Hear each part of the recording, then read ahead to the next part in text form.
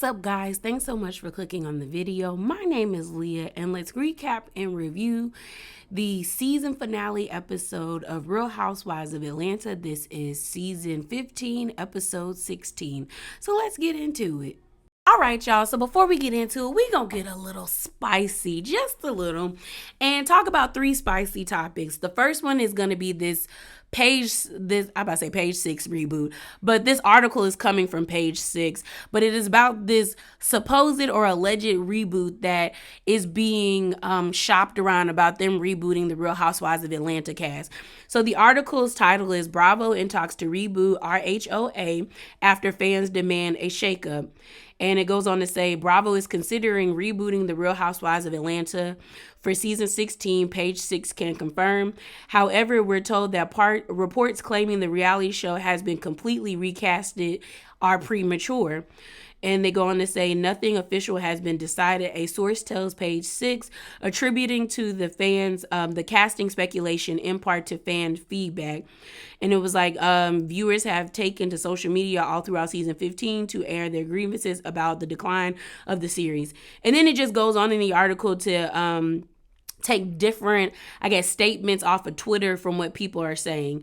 So I'll post the link to this article below if you would like to read it. My thoughts are, I don't think they're going to reboot the whole entire cast, but I do think they're going to get rid of people. Those people, I honestly don't know, if I'm being honest.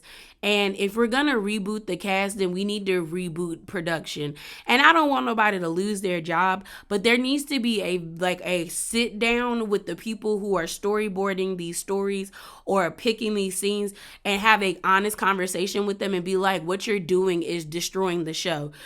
Honestly, people talk about how crazy season 13 was, but season 13, I give a pass because we were at the height of the pandemic. Black Lives Matters was at the height. So I understood. But seasons 1 through 13 have been okay. There's been stellar, amazing TV gold seasons from seasons 1 through 13. Seasons 14 and 15, not so much. It's like the decline is really declining. Something's just not clicking, and I don't understand what production thinks they're doing. And we'll talk about it as I do the review, but certain things that were cut out and weren't added don't really make sense to me, if I'm being completely honest. I don't know where they're trying to take the cast, and it doesn't make sense. That's what I'll say. It doesn't make sense. I don't think they're gonna reboot it, but if they do, I hope they recast the way they did Miami. I think the reason why Miami works is because there's 9 different women on that show. Everybody is showing up to work, and the production team that does them, they do very good at focusing in on individual stories where they add to the overall group scenes, in my opinion. If you think about it, Miami has 5 OGs. You got Larsa, Lisa, Alexia, Marisol, and Adriana. Adriana and Marisol are just friends of the show. Alexia, Lisa, and Larsa are full-time. And Larsa technically is an OG, but I don't really consider her that because she was only on for 1 season and we didn't see her after that. And then you introduce us to 4 new characters where you have Julia, Kiki, and Nicole, and what's her name? And Gertie. So it's you gave us you're giving us a lot. And all of these women have really interesting personal stories. I think the only person that's not sometimes is Larsa, but Larsa get on my nerves, but then there's times I be like, girl, okay, I see you, girl. But I think for some reason, that group of women, their stories make sense together. These women, not so much. So then a lot of people were upset once they heard the reboot. Some people were like, yeah, let's reboot. Some people were like, no, let's get rid of production. So then Eric took to his, his Instagram stories, or posted a statement on Instagram, and he said this. He says, I don't make casting decisions. I don't choose what scenes make it or not. If you're going to come for me for what I'm responsible for. And then he signed it EDF because his name is Eric Fuller. So then B. Scott posted an article today, just a few minutes ago, and on their page it says exclusive: Bravo releases a statement condemning the threats and online attacks against RHOA producers, and then it says please stop. It says Bravo is asking Real Housewives fans to stop attacking the Real Housewives of Atlanta producers. The following LoveBScott.com's bombshell reported revealing that producers plan to reboot RHOA. Fans have been harassing members of Truly Originals production team, even going as far as sending death threats to the showrunner Eric Fuller. Yesterday evening, Eric took to his social media to inform the fans that he doesn't have any power over casting or what scenes make the final episode. But that wasn't enough to calm everyone down. Now Bravo is stepping in. In an exclusive statement, a spokesperson from Bravo told the B. Scott, Bravo strongly condemns the threats and online attacks against the Real Housewives of Atlanta producers and urges people to please stop. Also, our sources tell us that the producers on the receiving end of the social media attacks are not responsible for the editing decisions. And the article ends with, remember Love Muffins, it's just a television show. There's no need to get nasty. So here's my thoughts.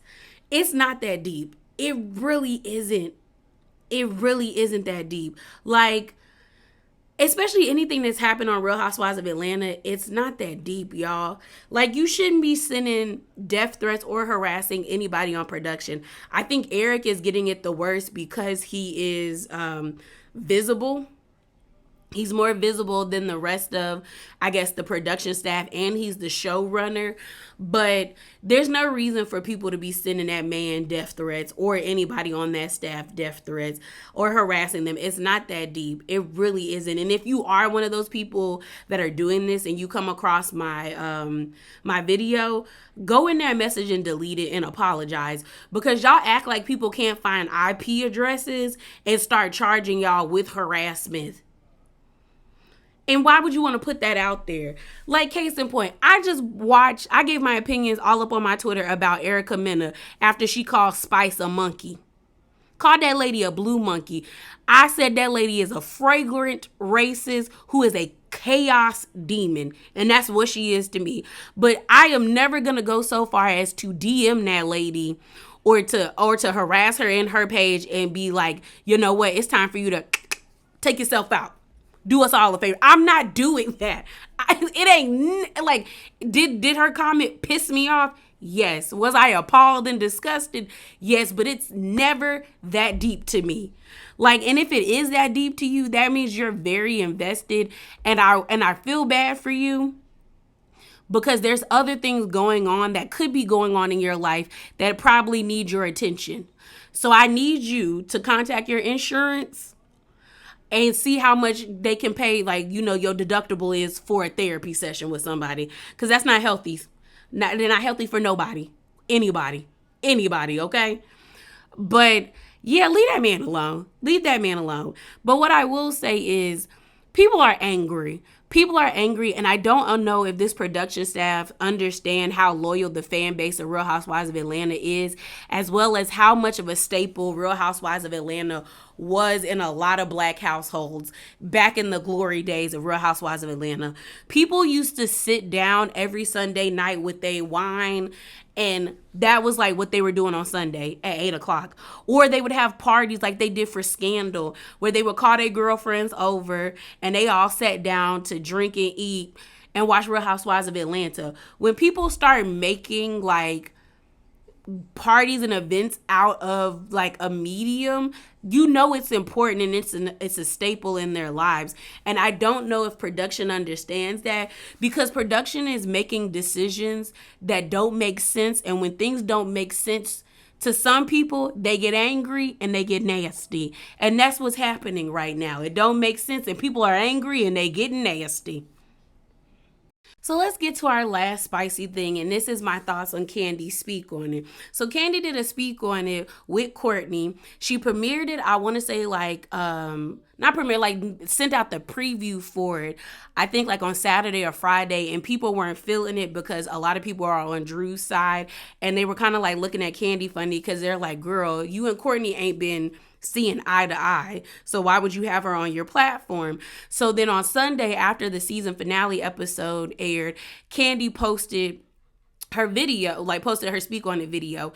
It was up, people were commenting it, but people also felt some type of way about a certain segment where Candy and Courtney spoke about Allison and her mental health. And shouts out to my mutual Taylor, shouts out to her, because I don't watch speak on it, but the part that I'm about to talk about now, the only reason why I know about it is, even though it was taken out of the speak on it that's now uploaded, Taylor, my mutual, she sent me the on Twitter. She actually sent me like the audios, like someone posted the audio. So I sat down and listened to it, and pretty much Candy says that Candy pretty much said that she told Drew to her face that she didn't believe Allison's story. Like, she felt like Drew was using Allison for a storyline and that it wasn't really believable, but then she ended up believing Allison's story or giving it more weight because Allison spoke about her story at the wellness retreat.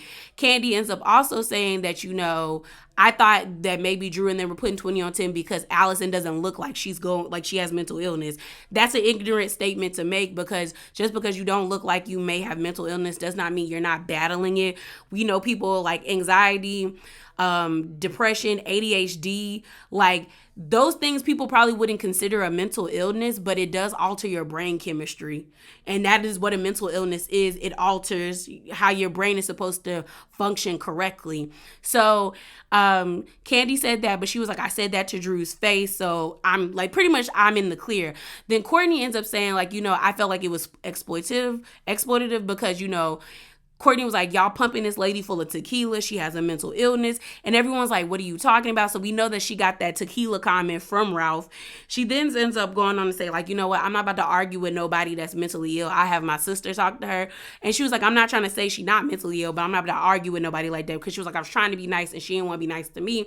She then ends up saying that Drew kind of made it seem like there was more to the mental illness. And that's why I guess they all expected something different from Allison, but then when Allison presented herself, that wasn't the case. Now, in my opinion, I felt like a lot of people who were really angry with Candy were kind of putting 20 on 10, but I do believe that those statements that were made were in poor taste and were tactless. But I would be fake if I didn't say that I have felt in the past couple of episodes of them showing Allison that it has been kind of exploitative. It's like every time they show Allison, it's like she's mentally ill, and it's like, it no longer is you bringing awareness, in my opinion. It's starting to feel like you're trying to embarrass or shame somebody. It's the same thing with, what's it called? With Marie Monroe on Bell Collective. Like, her mom's a crackhead. She a crack addict. And every time they bring up Marie's mom, she's like, she on crack. She a drug addict. She a crackhead. It's like, okay, girl, we get it. Your mom's a druggie. Like, calm down. It starts to feel like you purposely brought somebody on the show to make fun of them or to embarrass them. And it was starting to feel that way with Allison's story when it came to Drew, because it was like every time she's mentally ill. And I was just like, okay, we get it. So I do feel like that was in poor taste. But for me, what bothered me about this situation is I felt like Candy was extremely lame for posting the video, and you're not going to tell me she didn't sit down, and if she doesn't edit the video, she had her people edit the video. And I know Candy watches everything that's edited because her likeness is in there. She's in it to make sure that it's okay. So I definitely know she watched it. She watched it and she thought it was okay and she uploaded. And the moment people were not happy with it, you took it down and just took it out. And I'm like, stand in it. And that's the thing about Candy that irritates me. Like, Candy will do something and like she'll kind of be like, yeah, I did it. But then it's like, no, because this season has come off very hypocritical to me. Like, the whole Drew situation and the kissing. Granted, I think Drew is lying. I think Drew, Ralph, Court, all of them are a bunch of liars, Allison included. But Candy is always the person that's like, don't bring what happened off the show onto the show. She got mad at Kenya during Bolo Gate about it, but now you're on your channel talking about it. You're in your confessionals talking about it. It's like, yeah, girl, we get it. She kissed the girl, whatever. Like, calm down. So I felt like it was lame. But yeah, y'all, so let's get into this review. All right, y'all, I'm going to be honest with y'all. I skimmed through this episode because I was just trying to get through it. I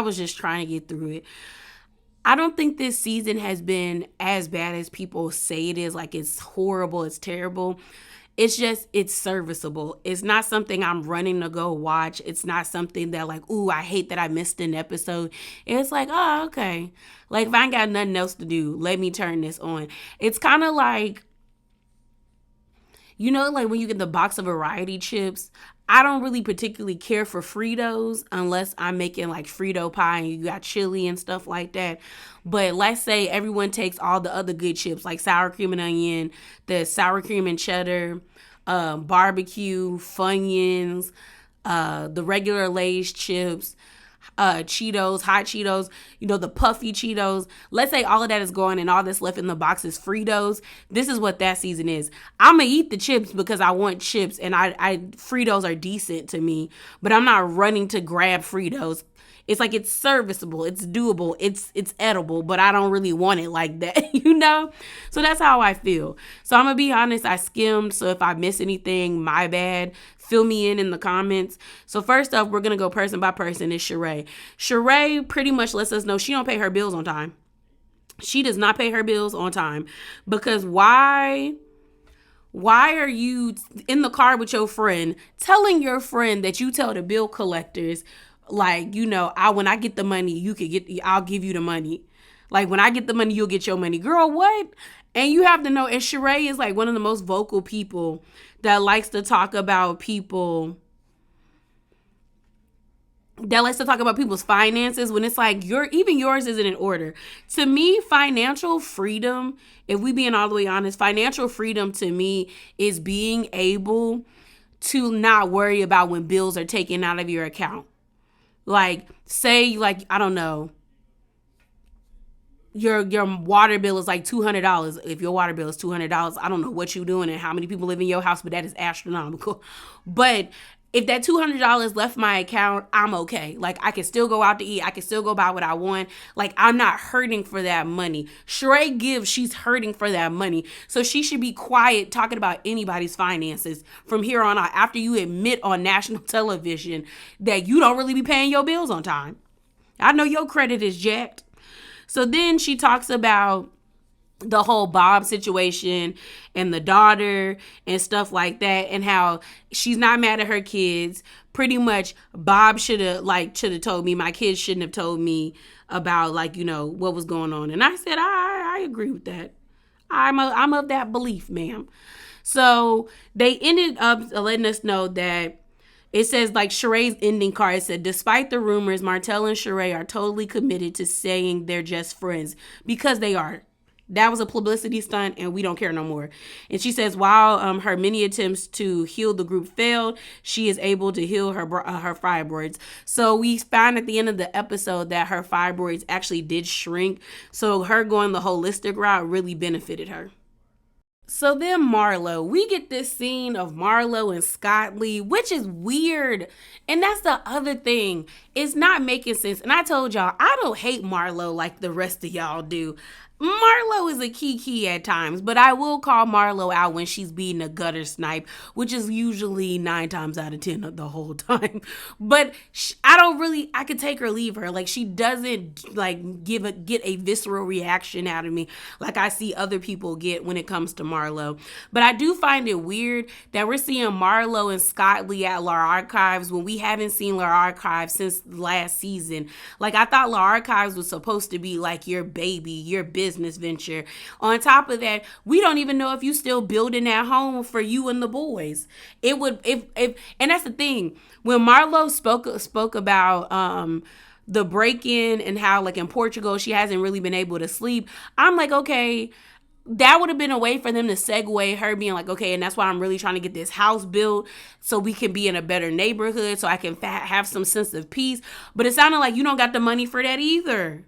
You don't have the money to build that house. But it is weird that now they're trying to make her and Scott Lee like a thing. I think Scott Lee is handsome, but he doesn't add anything to the plot. We haven't seen Scott Lee but like 3 or 4 times, and he don't say bunch of nothing. So her ending card was like, although Marlo hasn't expunged Scott Lee from her life, she has continued to work on expunging her criminal record and meeting with her life coach. The only doors she is breaking through these days are the systematic biases against foster children. Do you know that's a 180? That's a 180 compared to the way Marlo came in hot this season, talking about the death of her nephew, trying to correlate Candy with it, then her getting into it with Kenya and arguing with her in Birmingham, and then she got mad at Drew, yelling at Drew, to now she's trying to stop the systematic biases against foster kids, and we only had one segment of her with foster care. That's weird. That is we gonna have to call a thing a thing. That's weird. That is very weird, bro. That's very weird. It's weird. It's like y'all are trying to make Marlo into this angel, and it's like it's not gonna work because we know Marlo for her works. We know Marlo for her works. This honestly, Marlo's stupid. She's stupid because if Marlo would have just went with the segment of foster care, and like, you know, we saw that on her first season where she did that big program with the young ladies getting their hair done, buying them new clothes. She could have kept that momentum and pushed it all the way throughout to this season. That would have been way more interesting than you beefing with Candy, Kenya, and Drew. Way more interesting. And it's just stupid. Stupid. So then Kenya has her father over. We see him with Brooklyn. It was cute. And pretty much she talks to her dad about having another baby. He looking at her like she crazy. I'm with the daddy. You're crazy. Like, I understand Kenya wanting to have a bigger family, but the thing that sucks is like you're older. You're older. You're in your 50s. You shouldn't be having another baby. Like, physically, no. Like, your body, you already said how miserable you were when you were pregnant with Brooklyn because that was a lot on your body. On top of that, like, no. And do it with Mark. Disgusting. And the messed up part about Kenya's whole storyline is Kenya finished her salon and had a party, and they're gonna show us like bean footage of that. And it's like, why couldn't y'all show her having the party? Like, why wasn't that important to y'all of having her like her soft launch of her party? The actual structure of the salon is beautiful. Like, she did a wonderful job. But Kenya's cue card ends like this. It says Kenya has continued to growing her family of hair products. So I guess she doesn't want to have a kid anymore. Kenya Moore Hair Spa recently celebrated a soft opening. The world's longest divorce just got a little longer. Mark recently moved to have Kenya held in contempt of court. Yeah, we sick of that divorce storyline.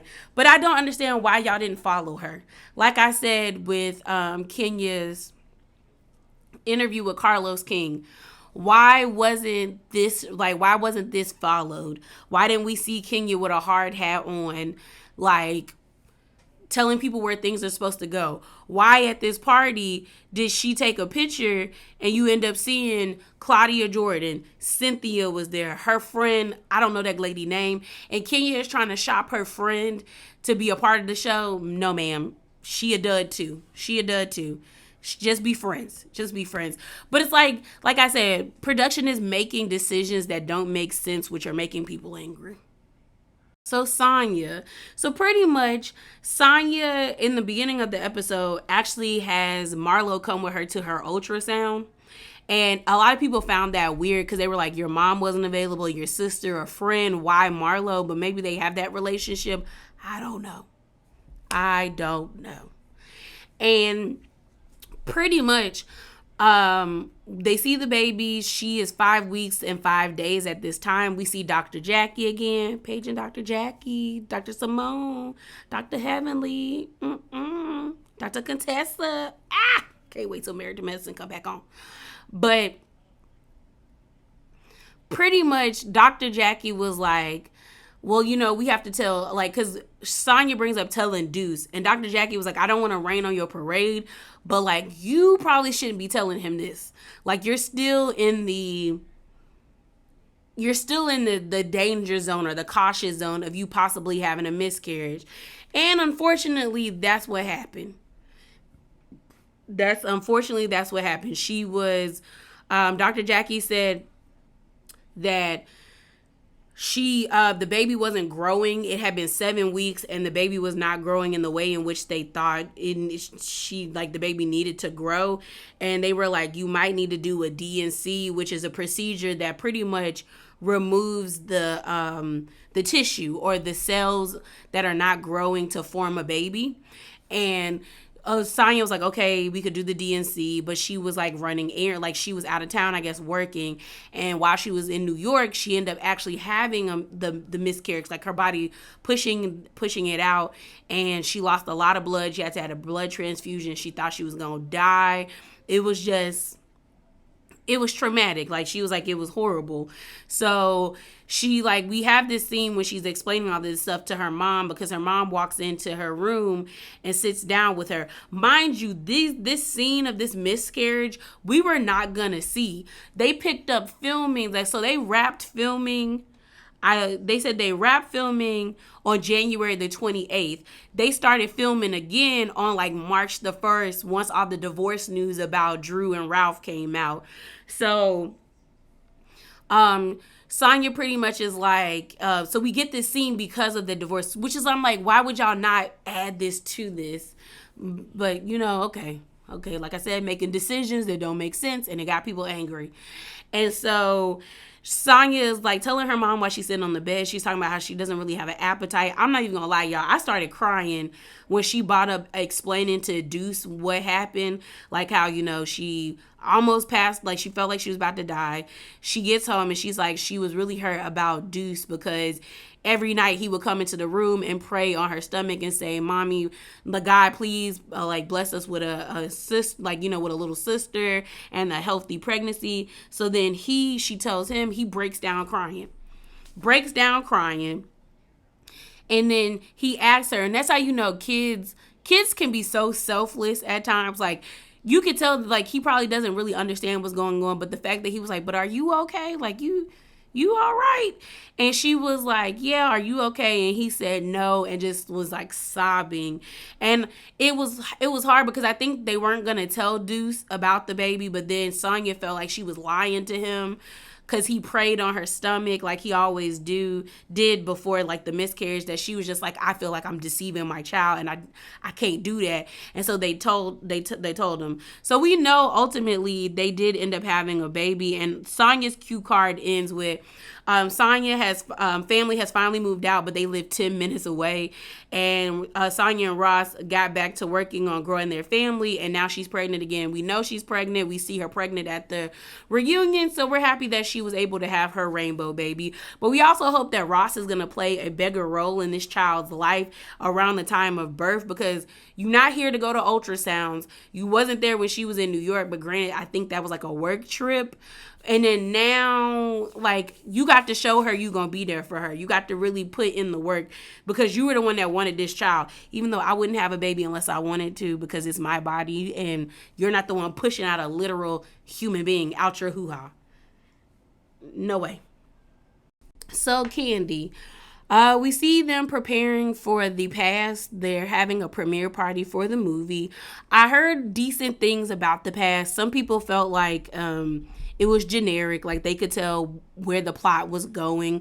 I saw someone give it like a C+. I saw other people be like, for a first movie for Todd, this was actually really decent. So good for them. The Past is on Peacock. I don't have any plans on watching it, but I saw a lot of people giving really good feedback.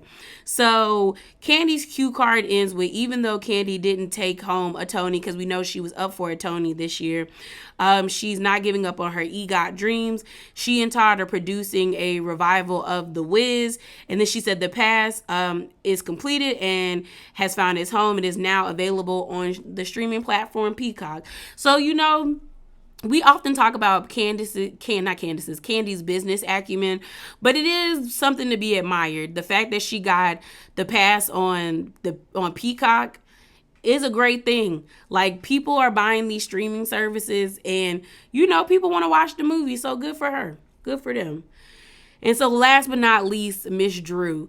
So we have this scene of Drew, Allison, Drew's assistant, and Ralph in the kitchen. They're talking about Courtney and the whole bitch comment.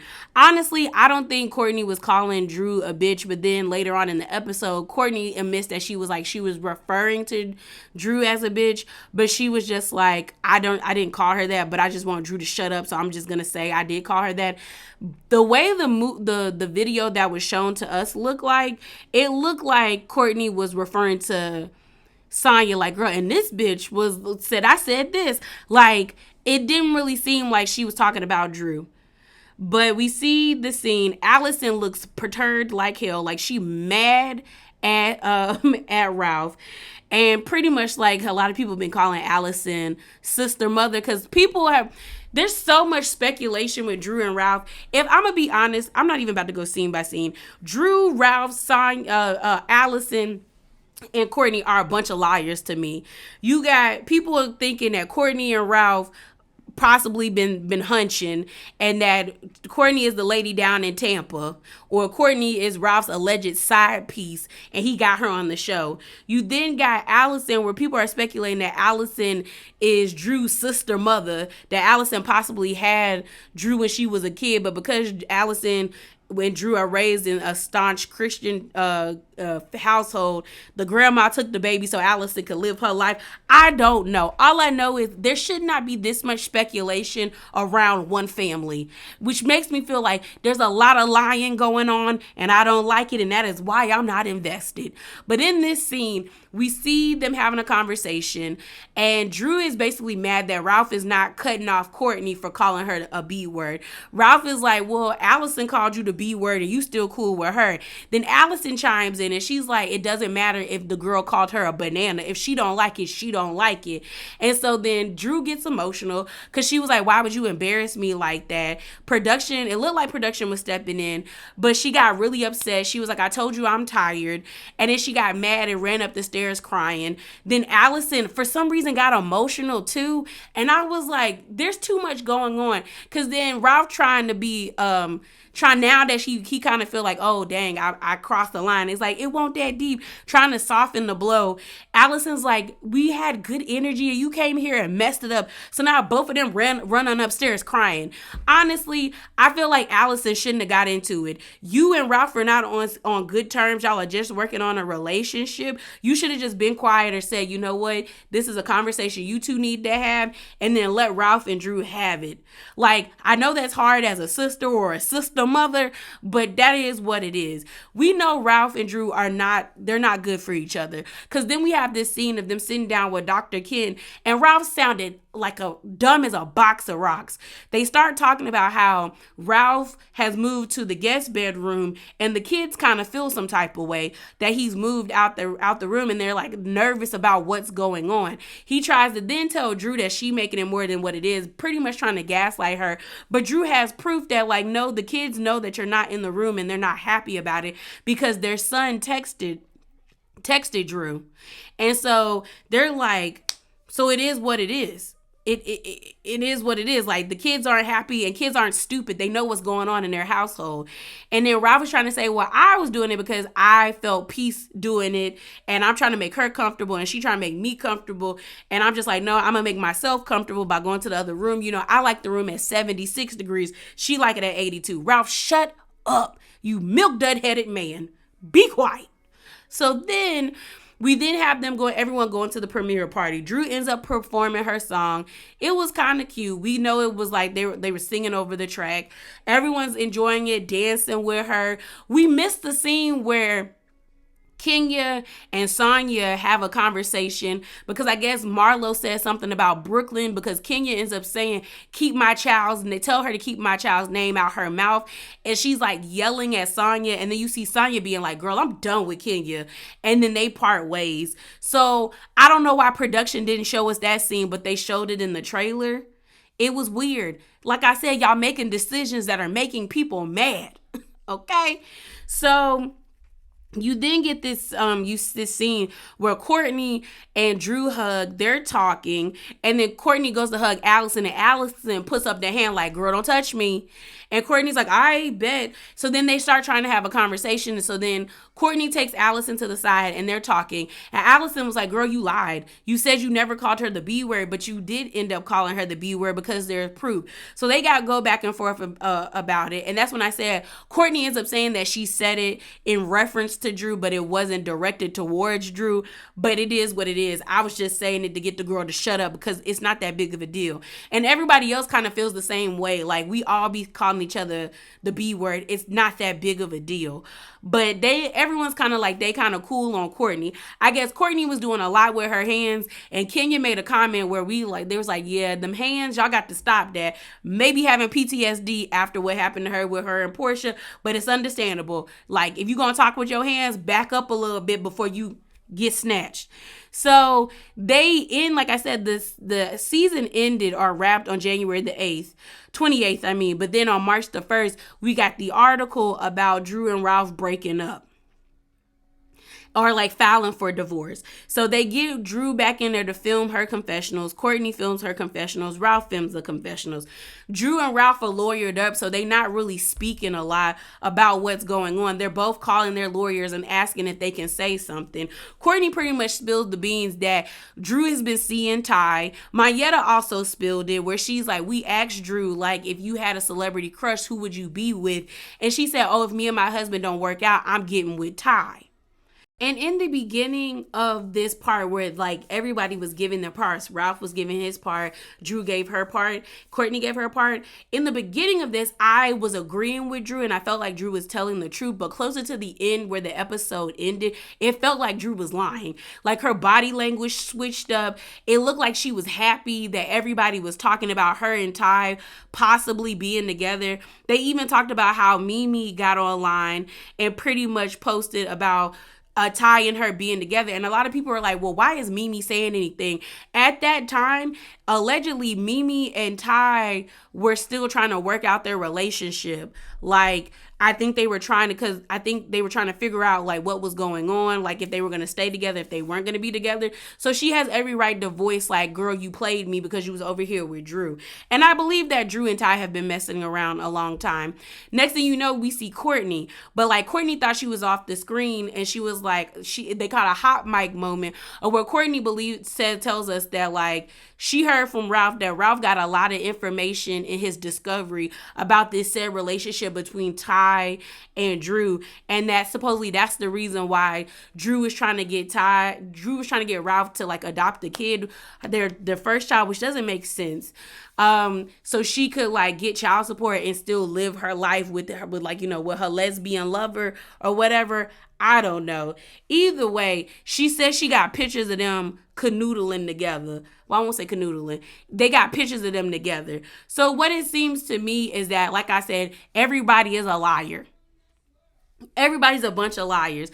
That's why when people are getting mad at Candy on the clip about the reunion where Candy says, "Now I see that you be gaslighting Ralph," I think that's what she said to that effect. It's true. Just because Ralph be gaslighting Drew doesn't mean that Drew doesn't gaslight others. And Drew be lying. She's been caught in several lies. Drew, it may not be bad of a liar as Mia Thornton on Potomac, but Drew is a liar. And it's like you got to take certain things with Drew with a grain of salt, or you have to sift through what she's saying to find the truth. And if I got to do that with you through the TV, I can only imagine how you are in your relationship. That is not me saying that Ralph isn't a bunch of dicks. Like, they don't need to be together. If this is really true, like they're really getting a divorce, Ralph does not like Drew, and you can see it in the way that he treats her and his actions. And for that fact, they don't need to be together. Drew can move on with Ty. Ralph can move on with whoever. Hopefully they can co-parent them kids accordingly. But I don't feel bad for nobody really anymore, because I feel like I'm being lied to. And when I feel like I'm being lied to, my sympathy starts to dwindle. And it's about to reach this point where I don't care no more. I already don't care, but I'm about to get to this point where it's like, whatever. But yeah, y'all, that is it. That is all. Remember to be bravely authentic and hop down in them comments below. Deuces.